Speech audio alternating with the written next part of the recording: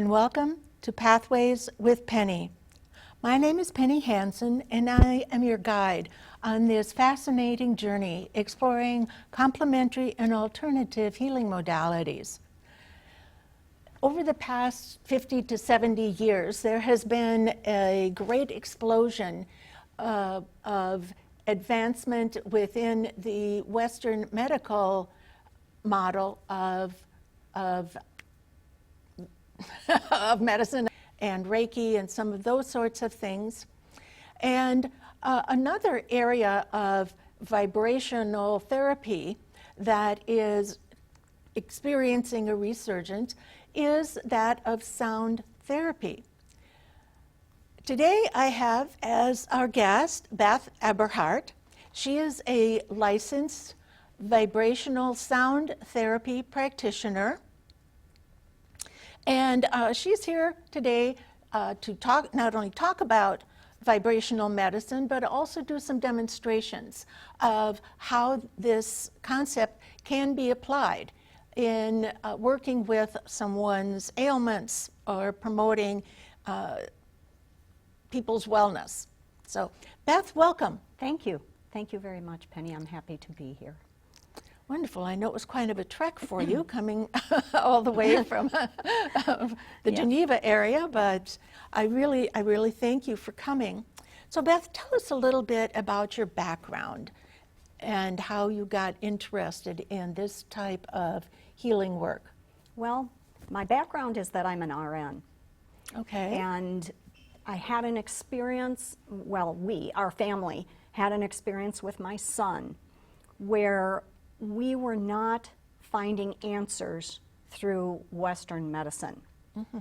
So we had to do, a total 180 turnaround and go alternative because we were just seeking something. Yes. To be helpful.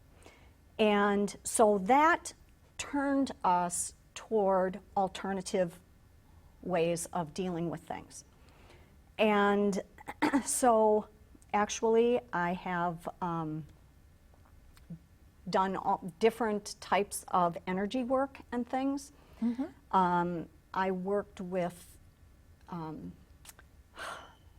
Higher Brain Living. Yes, I remember that. Yes. I worked with Higher Brain Living for approximately 4 or 5 years, and I achieved the level of mastery with that.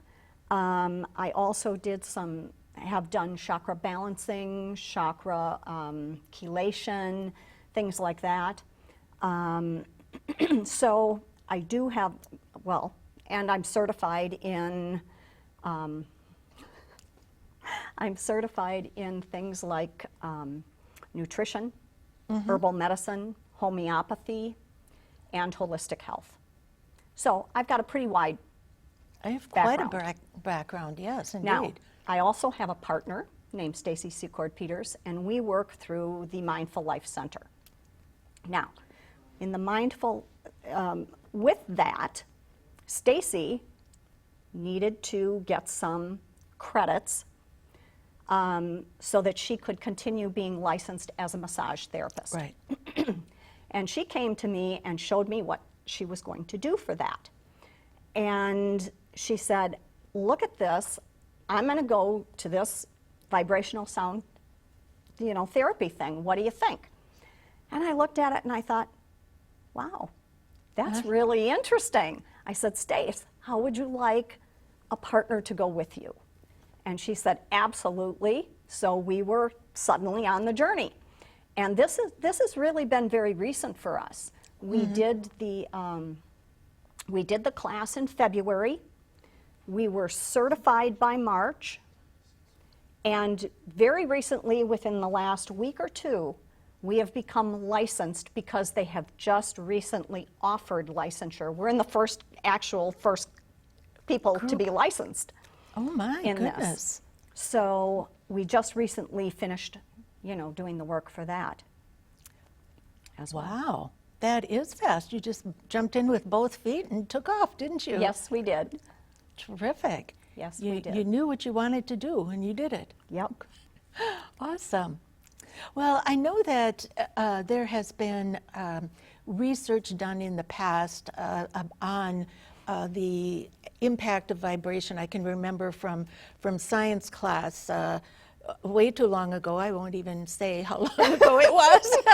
You and me Where both. they'd put iron filings on a sheet of paper, and then they would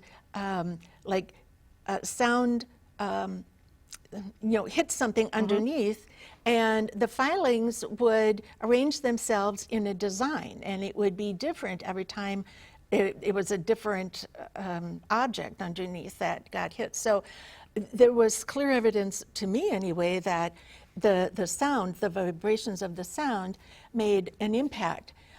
What other evidence is there of that? Well, the evidence that I personally like to use is by Dr. Emoto. Yes. He's a Japanese scientist, and he wrote the book Messages from Water. I hope you all can see that. In his work, he took distilled water, and he gave the water voice messages as well as sound messages. He may have even done pictures. It's been a long Yes. time, Yes. so I believe he did pictures as Yes, he well. did. But he found some fascinating things. When he would say positive words to water, the water would change into these beautiful, elaborate crystals. When he would play positive music to the water, they would do the same thing. And if you kind of think of it like snowflakes, basically, you get that, those are the kind of crystals. Now I'll show you a picture in just a minute. But he would say the things to the water, then he would freeze the water and put it under a microscope, and that's how he got the pictures. So the first picture that I'm going to show here is the water before he started. I think that's important. You got to know where you came from. Can right? you hold that up for the camera? Kind of face it the other way, if you will, so we can This get way? a good shot. Okay. Yeah, thanks. That's great. These are the pictures of the water beforehand. These are the pictures of the water after, where he was saying positive things to the water. These pictures are a little bit small, but I've got other examples. This is one where he played Bach to the water. And look at the beautiful crystals that came from that type of music. They're absolutely beautiful. They are relatively like snowflakes, I think. They look Yes, very much that's- like snowflakes. Yep. And just like snowflakes, no two are alike. I Exactly. noticed, yes. Exactly. So, I'm sorry. I want to get another one here. This, by contrast, is heavy metal music. Right here. And you can see that this picture has a distorted look. yeah. Yeah, there's no organization to it. It's Exactly. like it It's can't like come chaotic together. almost. Yeah, chaotic whereas energy. the others became very organized Yes. and created beautiful forms, but that just It looks like it's in disharmony. excellent term. Yes. Just like, if you're going to put that in body terms, in body language, it would be dis-ease. Okay? Same thing with words. This is thank you in three different languages. Thank you. So one is the first one is in Japanese, the center one is in Hungarian, and the third one is in English. And so even though the thought is the same and the concept is the same, the symbology of the various letters makes a difference. makes a difference in the outcome. It definitely makes a difference. Now, if you're going to look at just voice vibration, because everybody knows they've got vibration in their voice, they can feel it in their voice box, Yep. you know, when they touch their neck. As far as that goes, these are 3 pictures here. This one is "You Fool." This is also "You Fool." And this one is "You Make Me Sick. I Will Kill You." Now, this one here, which is the "You Fool," looks very distorted. This one looks distorted as well. This one just doesn't know what it wants, I don't think. It almost looks like a diseased thing under the microscope. It almost looks like there's a figure in the middle there, like 2 legs and an arm. Yes, drawn right up here. there. Here are the Yeah. legs. Like someone's here are getting the arms. Yeah. And here's the head, if you want to look at it that way. Yeah. So it's it's kind of a disturbing image, but at the same time, it has a lot of meaning. I think when you look at the way we talk to each other, Yes. you brought up a good point the other day about "Sticks and stones may break my bones, but names will never hurt me." Really? I'm not sure that's true. Right, right. I think names can be very harmful. I think calling people stupid and idiot and things like that is very disruptive. And when you think that your body is 60 to 70% water, you can imagine, just imagine what those words, those harsh words, are doing to your body. It's putting you in a state of disharmony, in a state of discord, in a state of dis-ease. Yes. That has such powerful implications for parenting and Yes. the kinds of things that parents say to their children in an attempt to encourage them to change their behavior. Exactly. And if a child is being positively reinforced, they're much more apt to have coherence within Yes. their body system than if they're being called names in the hopes that they will change their behavior. It's never going to work to have that negativity being thrown at them all the time. That's right, because negativity will put them in a state of stress. And everybody knows that stress causes disease. Yes. Yes. That has been proven, that stress causes disease. And there is so much stress in our lives. And it doesn't have to just be verbal or just the music that we listen to. Right.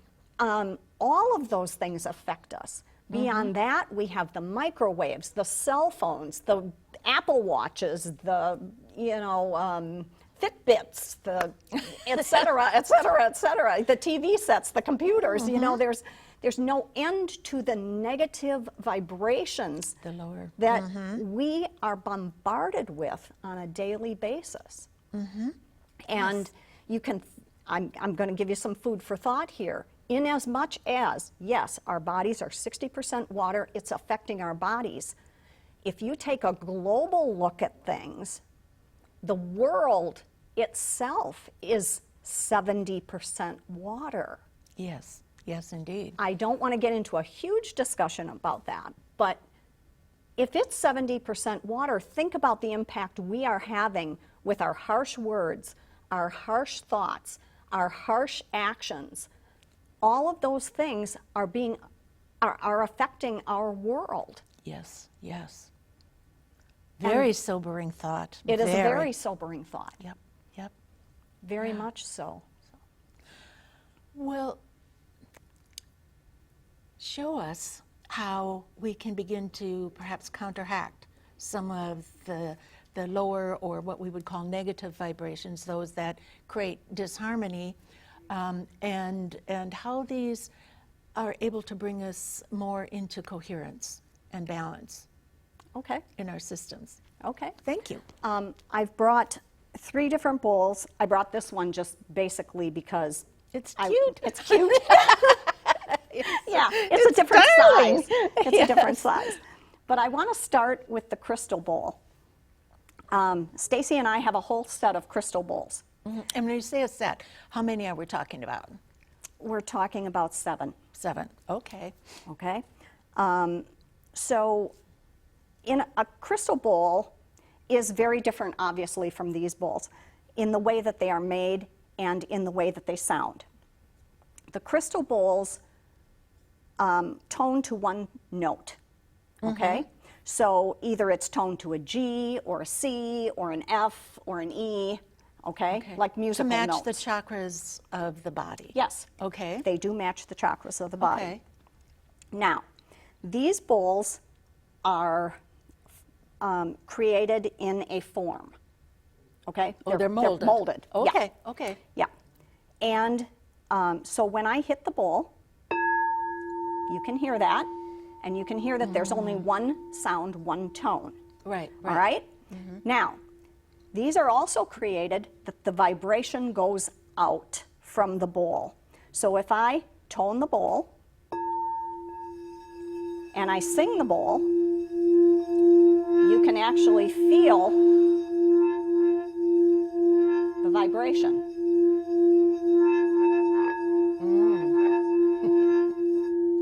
Okay? Now, that can be very healing in and of itself. We use these bowls mostly in sound baths. A sound bath. A sound bath. Now tell me about that.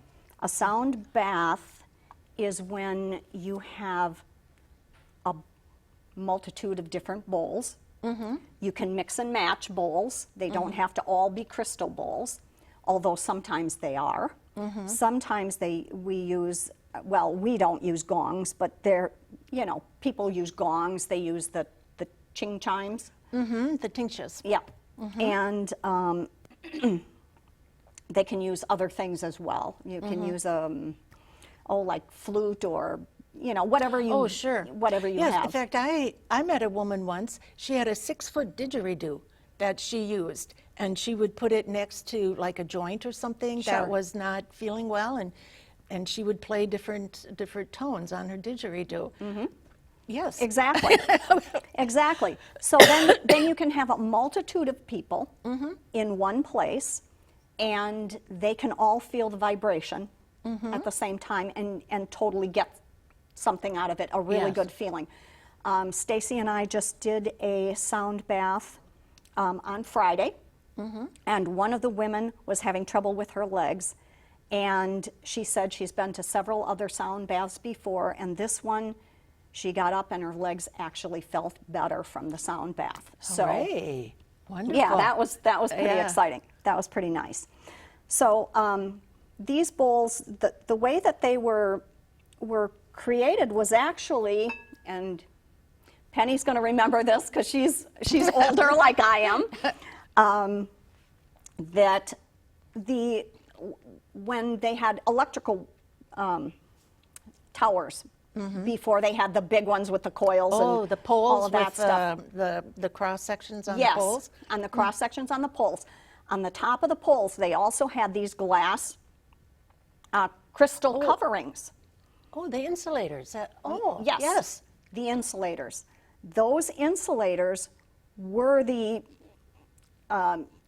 thing that gave birth to the crystal bowls, because they Interesting. found that sound goes out Traveled from out. them, traveled out from them. Oh, for goodness sakes. So just an interesting little Tidbit to yes, throw in there. Yes, interesting.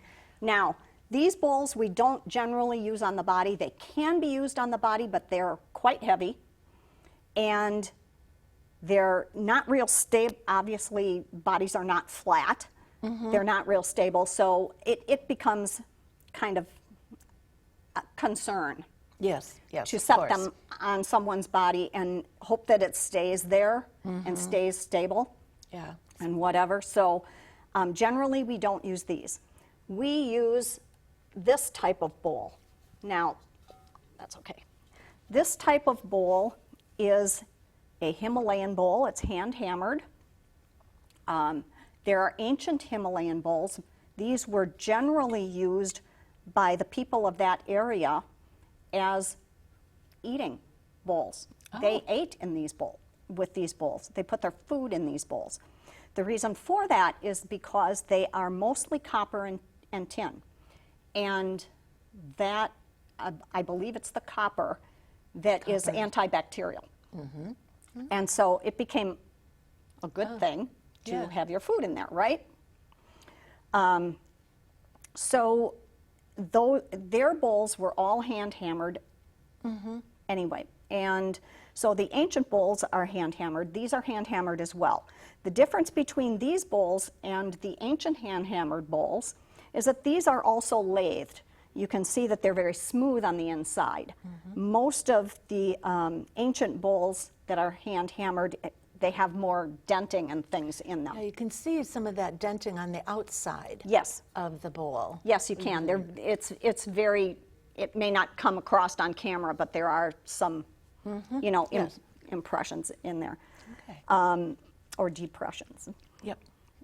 Anyway, these bowls are created obviously then differently than these, because these are lathed then. And so when you tone this bowl, it's not going to be as loud. And you're also going to hear more than just one tone.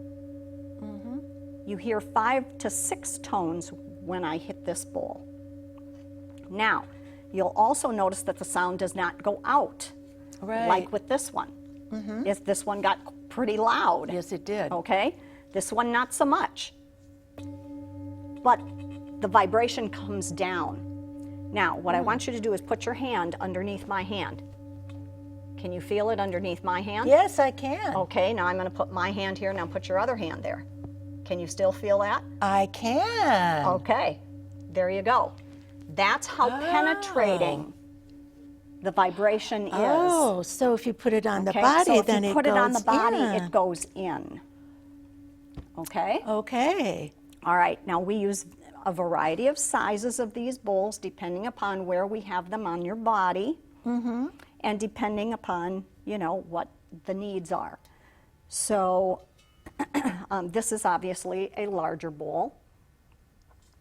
Sometimes we use, by the way, 2 bowls at a time. You know, it depends. And this is a smaller bowl. This one we don't generally put directly on the body. This one we put, like if somebody had tinnitus. Yeah. We could use this bowl outside the ears. Okay? Yeah, much different. Yes. Different tone. Yes. Yes, much different tone. And we would use three little bowls like this and put them around their head. I see. Okay? Yes. And then tone each of the bowls in a certain rhythm, in a certain pattern. Okay? So that's the difference Nice. in the bowls. Yes. So our time is kind of getting down there. Do you have any interesting stories of people being helped by these? You mentioned the lady whose legs felt good after the bath. Yes. I'm going to give you an example of one young man that I did a session on with these bowls. And it was a half-an-hour session. I don't even think he's 20. I think he maybe is 20, 19, 20, right in that, right in that range. Going to college, and I did a session on him. He came out of the session and he said, "Wow, you know, I feel pretty good." And I said, "That's great. Do you mind texting me later on this week and letting me know how you're doing?" Yeah. And he said, "Sure, I can do that." And I thought, yeah, that'll be the day that Right, some 19 or 20-year-old, you know, texts me back about a session that I did for them. But he did. He actually did. And he said that he could focus better in class. He was much more attentive, that there weren't all the distractions and things that he had before. And it had been over a week. And I thought, Wow. wow, that's pretty impressive. Very impressive. That's pretty impressive. Wow. Yeah, because we know that college students are under quite a bit of stress. Yes. And attention, particularly, you know, Oh, yes. in school, is a huge thing now. You bet. You bet. And I was very surprised. He was very complimentary Wonderful. toward this. Wonderful. So I don't want people to think that it's just, you know, if you have aches and pains and you've already got a disease and whatever. This can be very powerful in other ways Yes. as well. Just putting yourself back into a normal vibration. Because when you are in a Yes. normal, what would be a normal vibration for your body, that the bowls really don't do anything for you except that. Yes. They yes. put you into a normal vibration. They don't heal anything. Right. I don't heal anything. Yes. The vibration that you get into when the bowls are on you allows your body to then start The healing. the healing process itself. Yes.